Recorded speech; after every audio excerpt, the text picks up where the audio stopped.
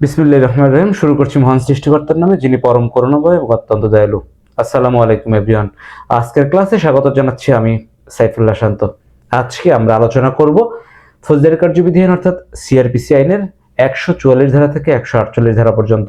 আমরা প্রথমেই আলোচনা করব ফৌজদারি কার্যবিধি আইনের 144 ধারা।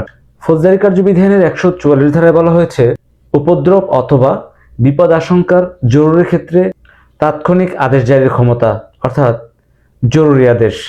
একই স্থানে একাধিক দল সমাবেশ করতে চাইলে সেখানে আইন শৃঙ্খলার অবনতি হতে পারে, অথবা দাঙ্গা হাঙ্গামার সৃষ্টি হতে পারে, অথবা গণ উপদ্রবের সৃষ্টি হতে পারে। সেক্ষেত্রে উক্ত স্থানে কেউ সমাবেশ করতে পারবে না, এই মর্মে জেলা ম্যাজিস্ট্রেট যে আদেশ জারি করেন তৎক্ষণাৎ,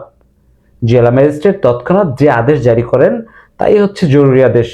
ফৌজদারি কার্যবিধি আইনের 145-এর ক্লোজ 1 উপধারায় বলা হয়েছে, স্থিতি আদেশ জমি সংক্রান্ত বিরোধের ফলে শান্তিভঙ্গের ক্ষেত্রে পদ্ধতি, অর্থাৎ কোনো জমি অথবা স্থাবর সম্পত্তির মালিকানা নিয়ে দুই অথবা ততোধিক ব্যক্তির মধ্যে বিরোধ দেখা দিলে সেক্ষেত্রে পুলিশ রিপোর্ট অথবা অন্য কোনোভাবে আদালত অবগত হলে বিরোধ নিষ্পত্তির জন্য উক্ত সম্পত্তি যেমন আছে তেমন থাকবে, এই মর্মে আদালত যে আদেশ জারি করেন তাই হচ্ছে স্থিতি আদেশ।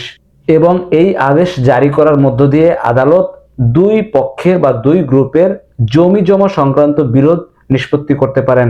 ফৌজদারি কার্যবিধি আইনের 145 ক্লোজ 4 উপধারায় বলা হয়েছে, বিরোধকৃত জমির দখলদার সম্পর্কে অনুসন্ধান, অর্থাৎ আদালতের নির্দেশে বিরোধকৃত জমির দখলদার সম্পর্কে পুলিশ অফিসার তদন্ত করবেন এবং তদন্তের রিপোর্ট আদালতে প্রেরণ করবেন।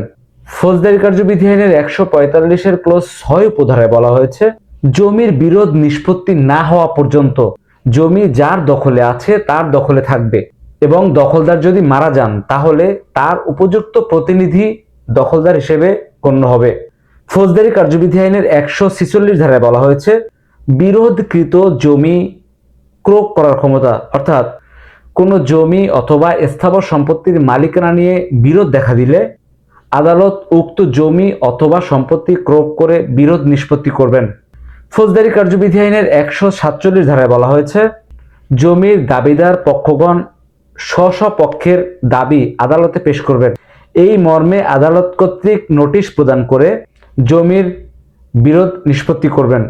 ফৌজদারি কার্যবিধি আইনের 148 ধারায় বলা হয়েছে, জমির বিরোধের জন্য সরজমিনী অনুসন্ধান, অর্থাৎ কোনো জমি অথবা সম্পত্তির মালিকানা নিয়ে বিরোধ দেখা দিলে প্রয়োজনে ম্যাজিস্ট্রেট দ্বারা সরজমিনী অনুসন্ধান অথবা তদন্ত করে উক্ত জমির বিরোধ নিষ্পত্তি করা যায়।